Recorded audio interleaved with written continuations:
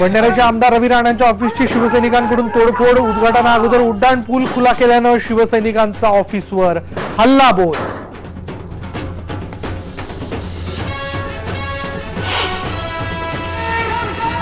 पुरंदर विमानतळाविरोधात शेतकऱ्यांचा पुणे पुरंदर मार्गावर रास्ता रोको, प्रशासनाचं शेतकऱ्यांच्या आंदोलनाकडे दुर्लक्ष.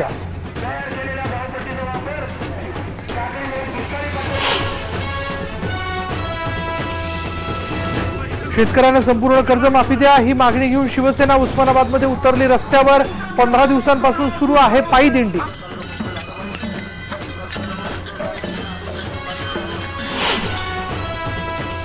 परभणी शहरात तणावाची परिस्थिती. शमशेर खान या युवकाचा पोलीस कस्टडीत झाला मृत्यू. काल रात्री पोलिसांच्या 3 गाड्या जाळल्या.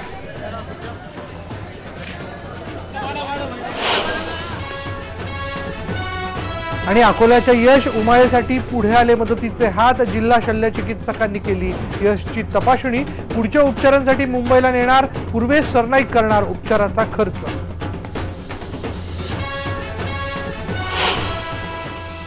नमस्कार, मी विशाल. गावाकडच्या बातम्यांमध्ये आपलं स्वागत. सुरुवात करूयात एका इम्पॅक्टफुल न्यूजने. आयबीएन लोकमतचा हा इम्पॅक्ट आहे. अकोल्याच्या यश उमाळेच्या आजाराबाबत आयबीएन लोकमतनं बातमी दाखवल्यानंतर यशकडे मदतीचा ओघ सुरू झालाय. यश उमाळेच्या उपचारासाठी लागणारे पैसे देण्याची तयारी युवा सेनेचे नेते पूर्वेश सरनाईक यांनी दाखवलेली आहे. पूर्वेश यांनी यशच्या बँक खात्यात तातडीने पैसे जमा करण्याची तयारी दाखवली आहे. दुसरीकडे आरोग्यमंत्री दीपक सावंत यांनीही यशच्या उपचाराचा खर्च सरकारकडून करण्यात येईल असं आश्वासन दिलंय. यशच्या उपचारासाठी त्याच्या वर्गमित्रांनी मदत निधी गोळा करण्यासाठी मोहीम सुरू केली आणि या संदर्भातली बातमी आयबीएन लोकमतवर दाखवल्यानंतर यशसाठी मदतीचे हात पुढे आलेत.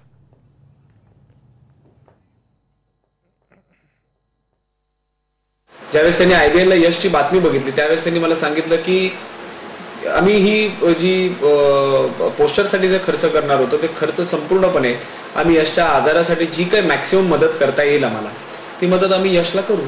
आणि निश्चितपणे काल दीपक सावंत जे आपले राज्याचे आपले हेल्थ मिनिस्टर आहेत त्यांनी सुद्धा ते डिक्लेअर केलंय की ते पूर्णपणे यशला सपोर्ट करणार आहे.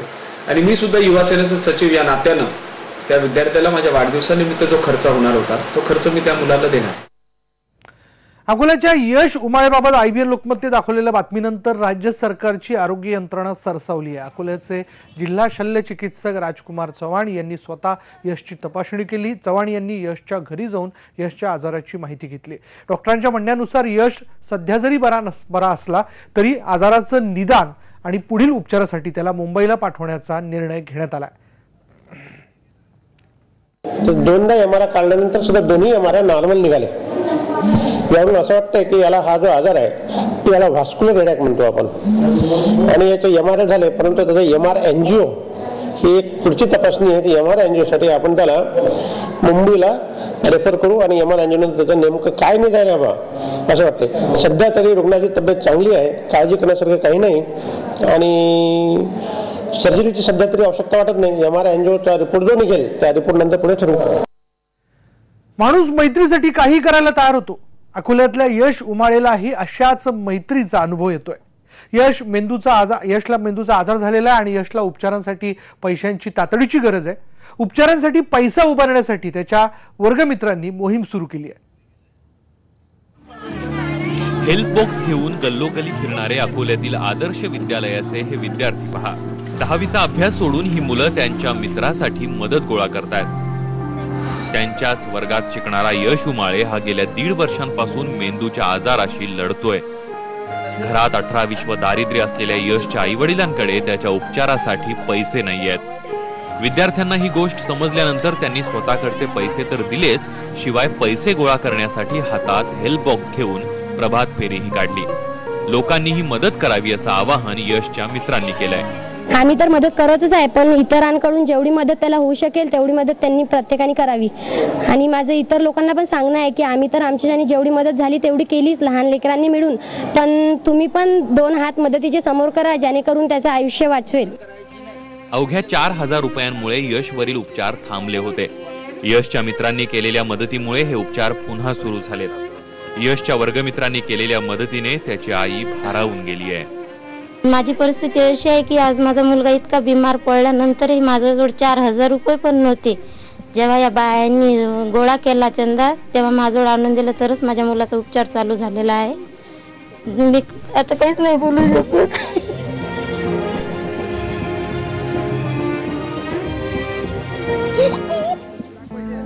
यशच्या उपचारासाठी लागणारी रक्कम मोठी आहे, पण ही रक्कम गोळा करण्यासाठी विद्यार्थ्यांनी केलेला प्रयत्न नक्कीच कौतुकास्पद आहे. मित्र म्हणून विद्यार्थ्यांनी त्यांचं काम केलं. आता समाज म्हणून यशची मदत करण्याची जबाबदारी तुमच्या आमच्या सर्वांच्या खांद्यावर आहे. यशचं आजारपण पाहून त्याची चिमुकली मित्र समोर आली आणि त्याच्या आजारपणासाठी प्रभात फेरी काढून मदत गोळा केली. आता वेळ आहे समाजाची. समाजानेही आपला मदतीचा हात पुढे करावा आणि यशला मदत करावी. कुंदन जाधव, IBN लोकमत, अकोला. यशला तुम्ही देखील मदतीचा हात द्या, त्याला मदत करा. त्याकरता बँकेचा पत्ता आपण लिहून घ्या, त्याचा अकाउंट नंबर लक्षात घ्या.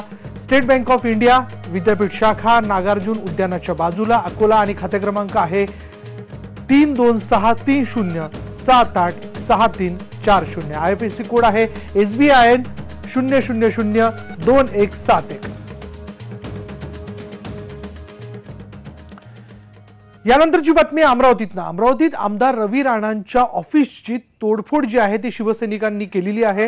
रवी राणांच्या ऑफिसची तोडफोडीची घटना ही साधारण दुपारी झाली असं कळतंय. उद्घाटना अगोदरच उड्डाणपूल रवी राणांकडून खुला करण्यात आला, ज्याबाबत शिवसेना आणि रवी राणा यांच्यामध्ये मतभेद झालेले होते आणि त्यामुळेच शिवसैनिकांकडून ऑफिसमधील 3 कर्मचाऱ्यांना यावेळी ऑफिसची तोडफोड करताना मारहाण झाली.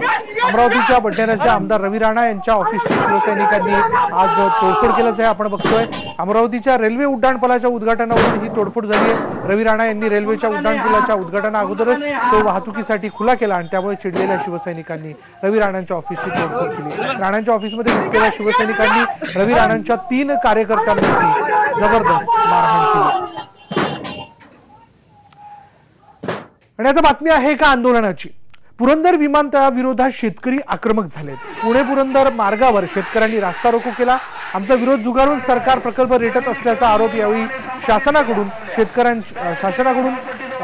शासनावरती करण्यात आला आणि शासनाकडून शेतकऱ्यांच्या आंदोलनाकडे कायमच दुर्लक्ष केलं जात आहे असा आरोप देखील यावेळी शेतकऱ्यांनी केला.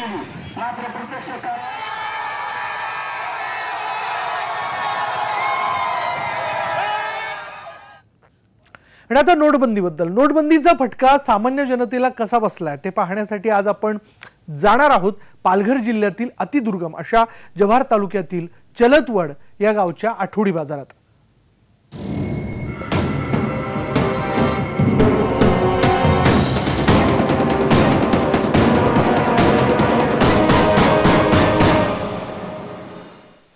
नोटबंदीचा जवळपास 1.5 महिना संपत आलेला आहे. आदिवासी अतिदुर्गम भागामध्ये जे आठवडे बाजार भरतात त्याच्यावरती नेमका काय परिणाम झालेला आहे हे आज आपण जाणून घेणार आहोत. मी आज पालघर जिल्ह्यातील जव्हार तालुक्यामधल्या चालतवड या गावामध्ये आलेलो आहे. त्या ठिकाणी देखील आज आठवडी बाजार भरलेला आहे. ह्या आठवडी बाजारामध्ये आजूबाजूचे जवळपास 40 ते 50 खेडीपाडी या ठिकाणी बाजार करण्यासाठी येत असतात. त्यांच्यासोबत आज आपण चर्चा करणार आहोत. चला तर मग बघूया नेमका कसा चाललाय बाजार हा. काय भाव दिली वांगी ताई? 10 रुपये. आणि टमाटे आणि मिरची 40 रुपये किलो. सुट्टे पैसे आहेत का? काय म्हणणं झालं नेमकं सुट्टे पैशामुळे? सुट्टे पैसे नसल्यामुळे गिराकी घेऊन बाजूला जातात त्याच्यामुळे अडथळा येतोच. कितीची नोट घेऊन येतात सगळे? 2000 असं. मग काय करता तुम्ही परत? 2000 नोटानंतर काय करता? परत गिराईक जातं ना. सुट्टे पैसे नाही तर मग दिलेच नाही. आपण आदिवासी भागातला आठवडा बाजारामध्ये सध्या फिरतोय. नोटबंदीनंतर नेमके काय परिणाम झाले हे आठवडा बाजारावरती हे आपण जाणून घेणार. माझ्यासोबत डवरबा म्हणजे आदिवासी भागामध्ये आजोबाला डवरबा म्हणतात ते आहेत.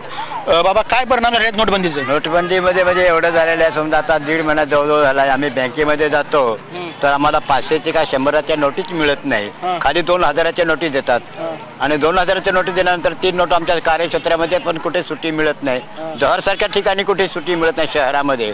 आज आमच्या आणि जव्हार आज तालतोडचा आठवडा बाजार आहे. मी सकाळपासून 9 वाजल्यापासून इथे फिरतोय बाजारामध्ये 2000ची नोट घेऊन आणि अजूनही मला त्याचा का 2000च्या नोटीचा का पत्ता लागला नाही, काय मला सामान खरेदी करता आलं नाही. हे कॅशलेस जे म्हणतात योजना, कॅशलेस ATM जी म्हणतात, डेबिट कार्डची योजना म्हणतात, हा आमचा 95% आदिवासी बहुल भाग हा तालतोड विभाग आहे. त्याच्यामध्ये आम्हाला ह्या योजनेचं काही माहितीही नाही, कॅशलेस काय आणि डेबिट कार्ड काय, ATM काय ते. बरोबर आहे. ह्या ठिकाणी डेबिट कार्ड माहीत नाही, कारण पूर्णपणे 95% आदिवासी भाग आहे, बराचसा अशिक्षित भाग आहे आपल्याला या ठिकाणी पाहायला मिळतोय. माझ्यासोबत आणखीन वयस्कर लोक आहेत. मला तुम्ही सांगा की नेमकं काय काय अडचणी तुम्हाला या ठिकाणी येतात? बँकेमध्ये गेल्यानंतर दिवसभर लाईन लावायला लागते, वेळेवर पैसे मिळत नाही आणि नंबर लागला तर 2000ची नोट देतात. व्यापारी लोक सुट्टे पैसे देऊ शकत नाही, ते 2000साठी 500ची खरेदी केली तरी ते 2000 सुट्टे पैसे मिळत नाही. अशा अडचणी या भागात फार आहेत. ते दादा काय काय विकाय ठेवले नेमकं काय प्रॉब्लेम आहे तुम्हाला, काय कसल्या कशा अडचणी येतात त्या ठिकाणी? काय सुट्टा पैसा नाही, त्यासाठी आमचा काही माल संपत नाही ना, माल विकत नाही ना सुट्टा पैसा. प्रत्येकाला तर 2000ची नोट कुठे संपणार आहे, 2000ची नोट कुठे सुट्टी देणार आहे आम्ही? 2000ची नोट ते सुट्टी नाही, त्याच्यामुळे आमचा माल काही संपत नाही, जसं तसं आहे अजून. कॅशलेस ATM वगैरे काय आहे का? नाही तसं काहीच नाही तुमच्याकडे? नाही आमच्याकडे. आता तू काय काय विकाय ठेवलं या ठिकाणी? या ठिकाणी आता ते मिरची, तांबेटी, कांदा, बटाटा विकाय ठेवला ना. सकाळपासून विकत बसले? हा विकत. किती विकलाय माल आतापर्यंत काहीच नाही विकलाय ना, ते सुट्टा पैसा नाही, त्यामुळे काही विकत नाही ना.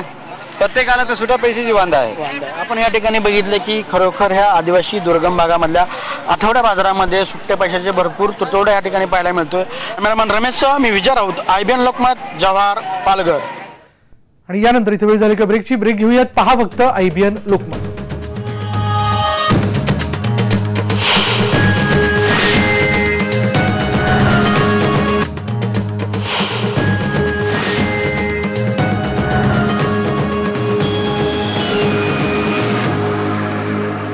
राज्यामध्ये वेगवेगळ्या मागण्यांना घेऊन आंदोलनं केली जातात आणि तसंच एक आंदोलन म्हणजे शिवसेनेचं उस्मानाबाद मधलं.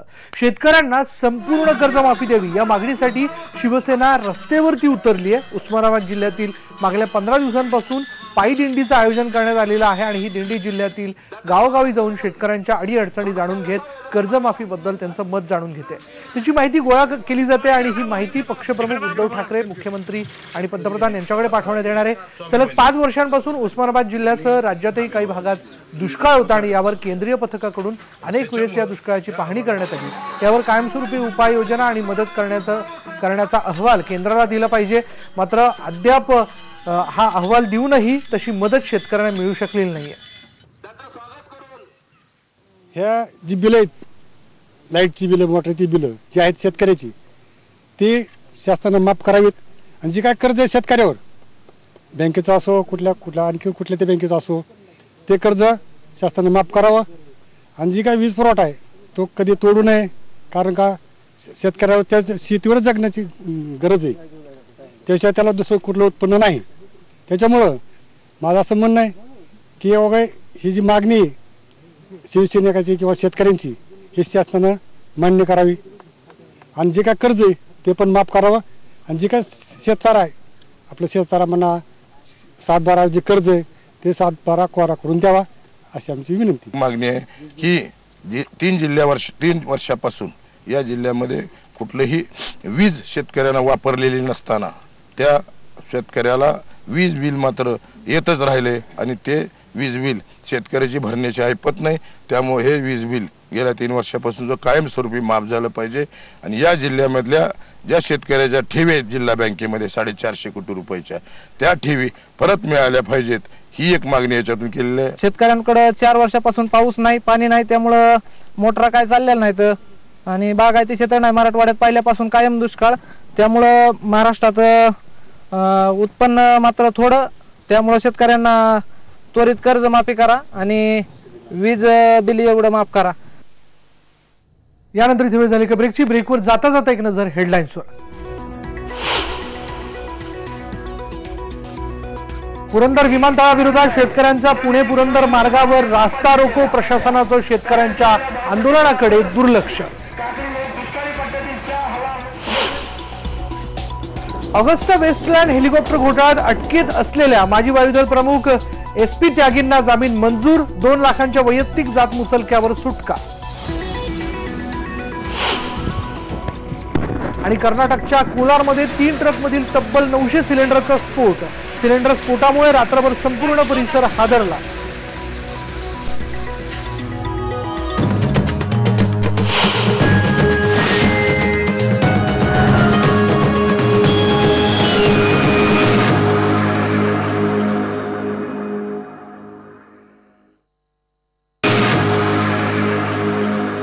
ब्रेकनंतर पाहूया अवयव दानाचं महत्त्व कळल्यानंतर आता अनेकांनी अवयव दानासाठी पुढाकार घेतलाय. बारामतीमधल्या निंबूत गावातल्या 1-2 नव्हे तर तब्बल 1111 जणांनी मरणोत्तर अवयव दानाचा संकल्प केलाय. अवयव दानानं मरणोत्तर तुमच्यातला माणूस अखेरपर्यंत जिवंत राहतो. अवयव निकामी झाल्यानं डोळ्यासमोर मृत्यू पाहणारे पाहिल्यानंतर मरणोत्तर जिवंत राहण्याची इच्छा झाली आणि आम्ही अवयव दानाचा संकल्प केल्याचं यात सहभागी झालेल्यांनी सांगितलंय.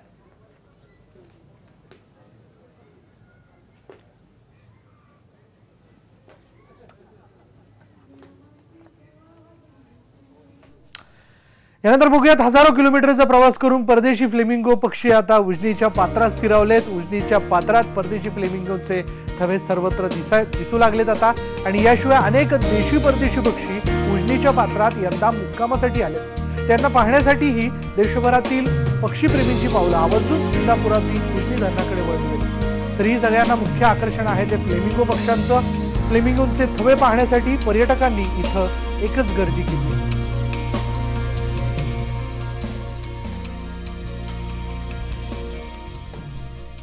तर यानंतर गावाकडच्या बातम्यांमध्ये आपण इथेच थांबणार आहोत. पहा फक्त IBN लोकमत.